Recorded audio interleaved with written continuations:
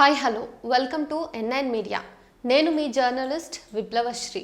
మన దేశంలోని కుల వ్యవస్థ గురించి ఈ రోజుకి మాట్లాడుకునే అవసరం ఇంకా పోలేదు అంటేనే అర్థం చేసుకోవచ్చు. కులం ఎంత బలంగా మన మెదళ్ళలోకి చొచ్చుకుపోయిందో. ఒక దళిత మహిళకు తాగడానికి గుక్కెడు నీళ్లు లేని, అసలు నీళ్ళు ఇవ్వలేని సమాజంలో మనం ఉన్నాం. మీకు ఒక దళితుడి కథ చెప్పాలి.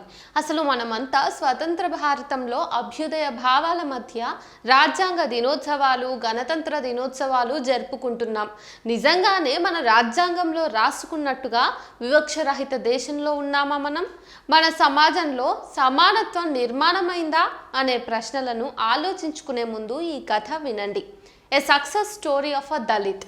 మహారాష్ట్రలోని నాగపూర్ దగ్గర వాషిం జిల్లాలోని కలంబేశ్వర్ అనే చిన్న గ్రామం.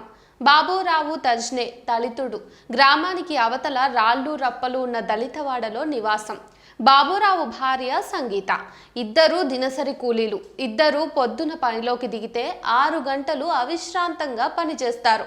ఒకరోజు పని కోసం వేరే గ్రామానికి వెళ్లారు. మధ్యాహ్నం ఆకలితో దాహంతో తమ ఊరు చేరుకున్నారు. ఇంట్లో ఒక్క చుక్క నీళ్లు లేవు. తమ వాడలో ఏ ఇంటి తలుపు తెరచలేదు. వాడ దాటి గ్రామంలో ఉన్న బావి దగ్గరకు వెళ్ళింది సంగీత.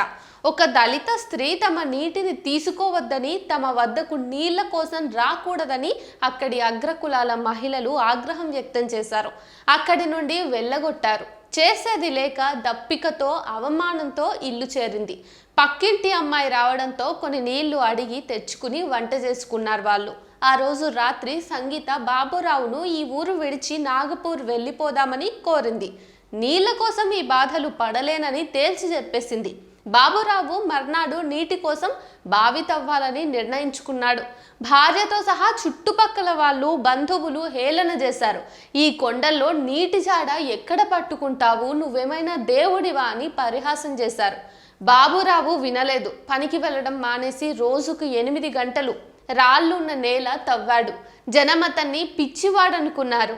ఎవరి మాటల్ని లెక్క చేయని బాబురావు క్రమం తప్పకుండా ప్రతిరోజు తవ్వుతూనే ఉన్నాడు.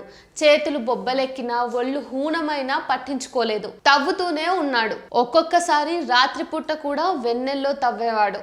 అడ్డొచ్చిన బండరాళ్లను తునాతునకలు చేస్తూనే ఉన్నాడు. ఎట్టకేలకు 40 రోజుల నిర్విరామ కష్టం తర్వాత ఆ గుంతలో నీళ్లు ఊరాయి. మర్నాటికి బాబురావు శ్రమకు దాసోహమై జలం పైకి వచ్చేసింది. ఒక్క సంగీతకే కాదు, వాడ అందరికీ సరిపోయేంత తీయటి నీళ్లు బండల కింద నుంచి వస్తూనే ఉన్నాయి. ఆ నీళ్లు తోడుకొని వాడ జనాలు ఆనందంతో పొంగిపోతున్నారు. ఈ సక్సెస్ స్టోరీని విన్న ఎక్కడెక్కడి సెలబ్రిటీలో బాబురావును వేణోల్లా పొగడడం మొదలుపెట్టారు. నటుడు నానా పటేకర్ ఫోన్ చేసి అభినందించాడు. క్రికెటర్ వివి లక్ష్మణ్ ట్వీట్ చేశాడు. ఒక పారిశ్రామికవేత్త 5,000 బహుమానం పంపాడు. అక్కడి తహసీల్దార్ వచ్చి అక్కడ బావి కట్టేందుకు అవసరమైనటువంటి ఏర్పాట్లు చేస్తానన్నాడు. సంతోషం కదా? బాబురావు ఒక్కడి అవిశ్రాంత కృషి వల్ల నీళ్లు వచ్చాయి. కానీ దళితులకు ఇప్పటికీ గుక్కెడు నీళ్ళు ఇవ్వలేని అమానవీయ ప్రవర్తన పట్ల ఎవరూ నోరు మెదపలేదు. దాహంతో ఉన్న వాళ్ళకు ఒక బిందెడు నీళ్లు ఇవ్వలేని సంకుచిత అగ్రవర్ణ మనుషుల మీద, వాళ్ళు చేసిన అవమానం మీద ఎవ్వరూ అసహ్యం వెలిబుచ్చలేదు. నిస్సిగ్గుగా అంటరానితనాన్ని పాటిస్తున్న జనాలను పల్లెత్తు మాట అనకుండానే రాజ్యాంగ దినోత్సవాలు జరిపారు.